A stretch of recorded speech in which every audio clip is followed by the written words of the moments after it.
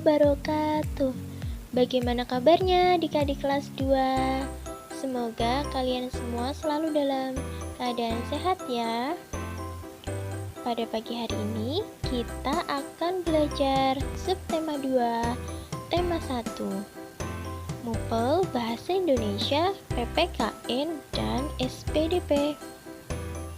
Sebelumnya, mari kita buka pelajaran pada pagi hari ini dengan membaca basmalah bersama. Bismillahirrahmanirrahim.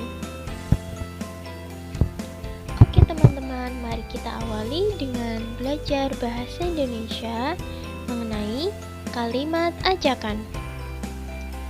Teman-teman di sini masih ingat apa itu kalimat ajakan? Kita sudah pernah mempelajarinya loh di kelas 1 kemarin.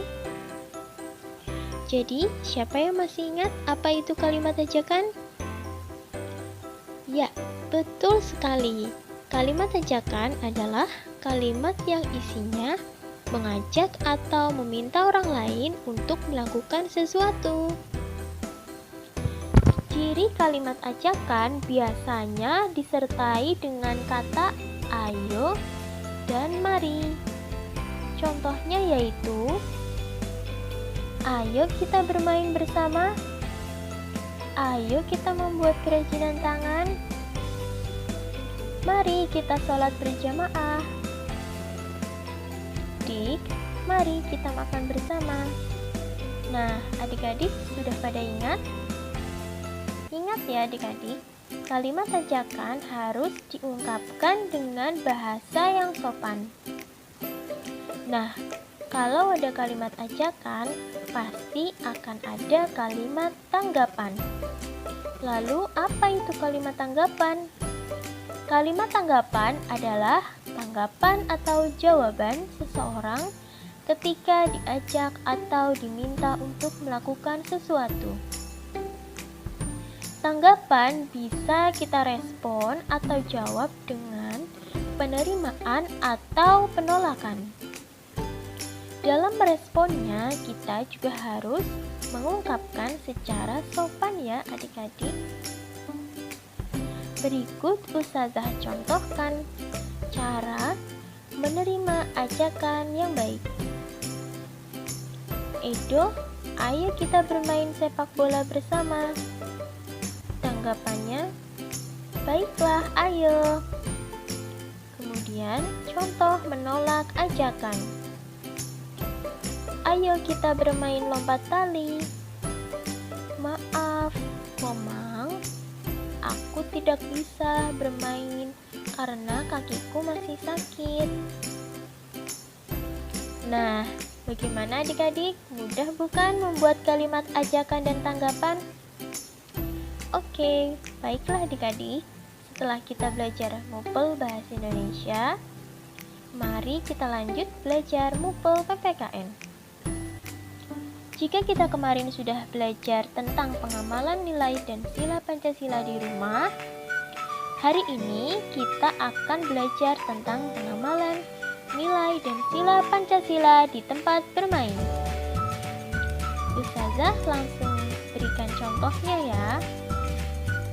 Pengamalan nilai dan sila Pancasila di tempat bermain.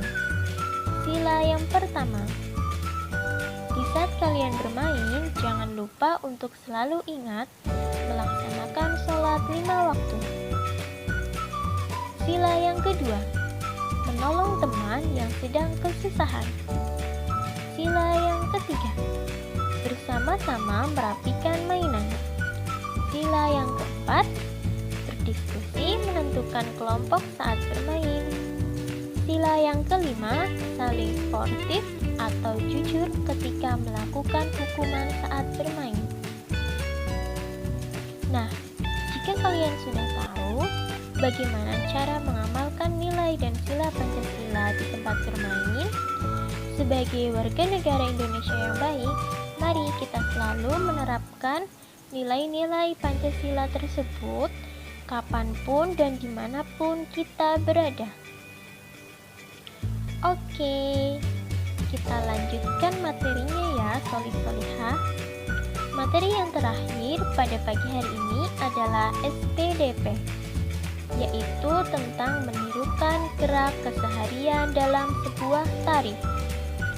Maksudnya, kegiatan-kegiatan yang kita lakukan sehari-hari dapat kita aplikasikan atau gunakan dalam sebuah tarian. Gerak keseharian dalam sebuah tari dibagi menjadi 3. Yang pertama, gerak kepala. Kalian bisa menolehkan kepala kalian ke kanan dan ke kiri secara bergantian. Yang kedua, gerak tangan. Misalnya, gerakan memotong, mencuci, mengambil dan menaruh benda, atau memakai sebuah benda. Yang ketiga, yaitu gerak kaki. Misalnya, gerak berjalan, berlari, dan melompat.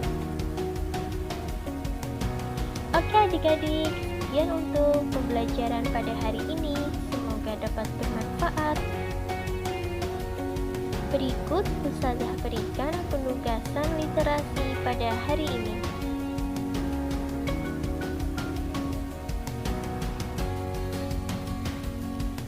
Terima kasih atas perhatiannya. Mari kita tutup dengan membaca hamdalah bersama. Alhamdulillahirabbil alamin. Tetap semangat belajar. Wassalamualaikum warahmatullahi